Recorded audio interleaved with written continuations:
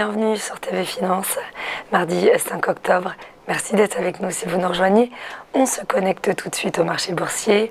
Pour les commenter en direct, j'accueille Hervé Dupré, trader pour compte propre et fondateur du site Carl Trading. Bonjour Hervé, bienvenue à vous. Karine. Merci d'être avec nous pour nous raconter ce début de séance. Alors, on est sorti de la forte reprise économique de l'après-confinement. On n'est plus en mode binaire, mais à ça, bien sûr, il y a de multiples facteurs qui influencent à chaque moment, à chaque séance. Comment va se comporter la bourse aujourd'hui ? Alors, comment va se comporter la bourse aujourd'hui ? Je n'ai pas le secret à l'avance. En revanche, depuis quelque temps, nous avons une multiplicité d'éléments que je qualifierais d'exogènes qui amènent à être plus prudent sur les prises de risque. Donc, sur les graphiques que je vous ai envoyés, on voit que le trimestre précédent a été particulièrement neutre en termes de progression, en terminant en doji équilibré avec une mèche haute équivalent à la mèche basse. On a terminé le mois plutôt sur une note très négative en cassant quelques supports et vendredi en fin de séance, ça s'est fortement repris côté US. Hier, tout allait pour le mieux jusqu'à l'ouverture US et la problématique Facebook. Donc, comme vous le disiez, on a un faisceau d'éléments qui amène à être plus prudent sur l'exposition au marché.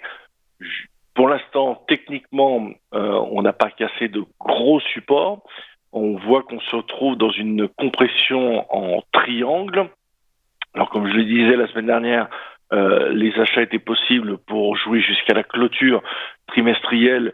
On voit que les 6612, 620 commencent à être un frein à la continuité haussière. Et puis, parallèlement, le point bas autour de 6390, 6420 freine la baisse. Et aujourd'hui, eh bien, nous sommes autour de 6486, qui est un point médian pour moi. Quels pourraient être les objectifs ?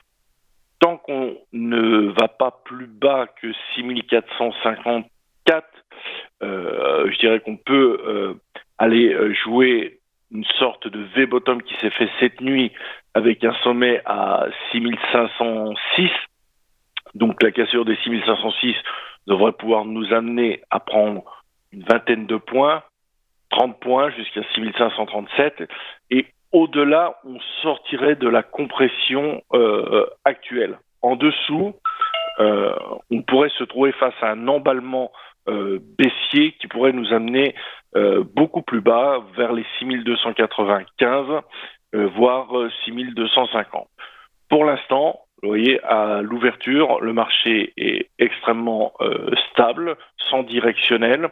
Nous allons voir quelques stats ce matin et cet après-midi.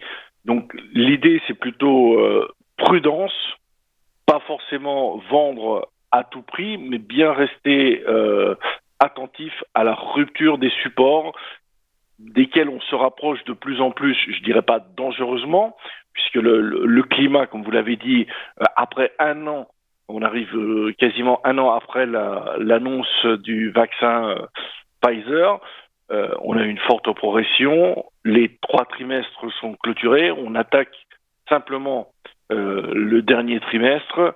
Donc pour l'instant, la bougie d'hier, après la bougie de vendredi, freine la chute, mais on n'a encore pas de volonté de reprise. Donc là, on est toujours dans la phase de compression. Je pense qu'il est urgent d'attendre la sortie de phase de compression pour essayer d'avoir une visibilité un peu plus puissante. En attendant, entre ces deux bornes, 6537 en borne large et 6450, donc un range à peu près de 100 points, c'est achat-vente, achat-vente. Et on essaye de garder toujours un solde pour une sortie dans un sens ou dans l'autre, mais pour l'instant, nous n'avons pas d'éléments probants qui permettent d'envisager une sortie directionnelle.